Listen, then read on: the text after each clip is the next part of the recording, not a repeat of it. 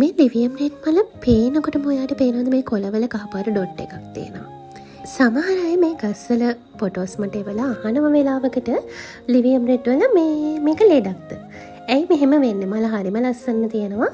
කොලේ මෙහෙම කහපාට ඩොට් එකක් එනවා කියලා. ඔයාලා දන්නවා ගොඩාක් වෙලාවට කොලේක කහපාට ඩොට් එක කියලා කියන්නේ ප්‍රධානම මයිට හානිය පෙන්වන ලක්ෂණයක්. හැබැයි ඉතින් ඔයාලා චුට්ටක්වත් බය වෙන්න එපා. ලිවියම් රෙඩ් වල කොළවල චූටි කහපාට ඩොට් එකක් ආවා කියලා ඒ මයිට හානිය නම් නෙවෙයි. ඒක ලිවියම් රෙඩ් වල මම හිතන්නේ ඒක ලිවියම් රෙඩ් වලටම ආවේනික ලක්ෂණයක්. ඉතින් ලිවියම් රෙඩ් ගස් ටිකක් සීතලට හැදෙනකොට මේ කහපාට ඩොට් එක අඩු වෙනවා.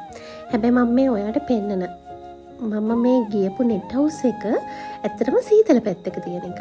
ඉතින් ඒ වුණාට මේ කොලේ තියෙන කහපාට ඩොට් එක මම ඒකෙත් දැක්කා. ඉතින් ලිවියම් රෙඩ් හදන කෙනෙක් නම් ඔයා මෙන්න මේ කහපාට ඩොට් එක දැක්කා කියලා චුට්ටක්වත් බය වෙන්න එපා. ලිවියම් රෙඩ් වල මේ ලක්ෂණය ලෙඩක් නෙවෙයි. හැබැයි ඔයාගේ නෙට් හවුස් එක ටිකක් සීතල විදිහට තිබ්බොත් නම් මේ කහපාට ඩොට් එක එන එක අඩු වෙනවා. ඉතින් ඔයාගේ නෙට් හවුස් එකේ තියෙන හේවනම තැනේ තියලා ලිවියම් රෙඩ් ටික හදලා බලන්න. මේ කහපාට ඩොට් එක ගොඩාක් අඩු කරගන්න පුළුවන්. හැබැයි තිබ්බා කියලා බය වෙන්නත් එපා.